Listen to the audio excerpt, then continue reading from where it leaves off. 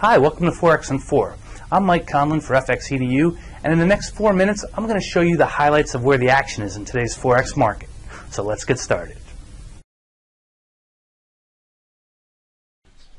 Good morning. Today is Monday, April 12th, 2010. This morning we're talking about the big fat Greek bailout. A little play on words there if you've seen the movie about the wedding, the Greek girl. It was pretty funny. In any event, over the weekend the EU came out and they agreed to a formal bailout plan of Greece.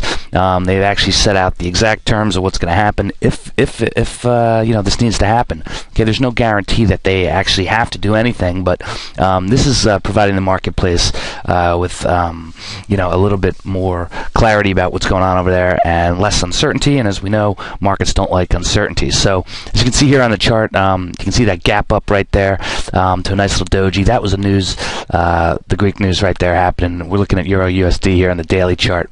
Okay, basically they're going to get up to as much as 45 billion euros in bilateral loans from the other members at 5%, which is well below current interest rates for them. I think they were up around close to 7% if they had to go out into the marketplace. So this is a good sign for them. There's also an additional 15 billion available from the IMF should they need it. So that's what's going on with the euro. That's the big news. So what we would expect typically is that today would be a risk-taking sort of day, but it looks like it's a little bit different. I just want to take a quick look at the Aussie USD here.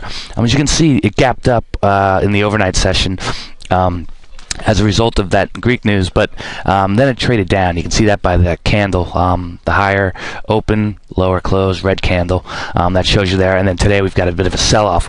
Basically what's happening in Australia is that their home loan figures came in less than expected. So it's showing signs that the housing market there is starting to slow down. Perhaps higher interest rates that they've got there are slowing inflation a little bit. So the economy is maybe slowing down a little bit.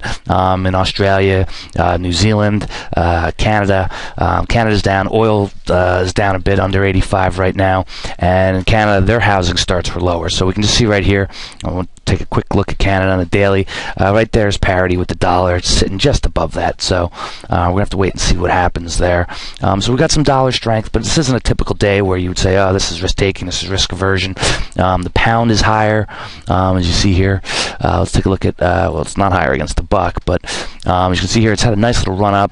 Okay, and this was on the news that are coming out. The elections are coming up, and their policy minutes are coming out next week. So that's going to be the big news for them. Right now, they're just going to kind of continue to trade along with trends in the globe there until they come out with something more substantial. But right now, it's all about the elections in the UK. Okay, as well as the minutes from this policy meeting, which are expected to be dovish.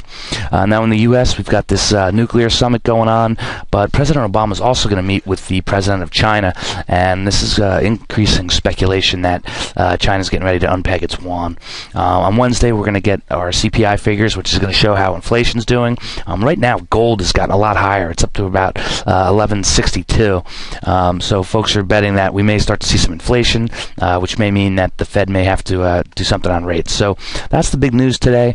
Kind of a mixed bag, if you will. There is some risk taking. Euro is higher than the dollar, but it's off of its highs, as you can see there. So we have risk taking, but we also have some risk aversion, as you can see with the commodity currencies, which have slowed down. So you can't always trade these things as just risk on, risk off, and that you really need to pay attention to the news and individual currencies. So that's it for Monday morning. Good trading to all. As always, be sure to check out the written blog at www.fxedu.com to get complete coverage of today's Forex market. If you would like to learn more about how to trade the Forex market from professionals like myself, be sure to check out our affordable Forex trading courses. And if you're already a seasoned professional or aspire to be one, ask us how we can help you achieve your Forex goals. Go to www.fxedu.com to get started today.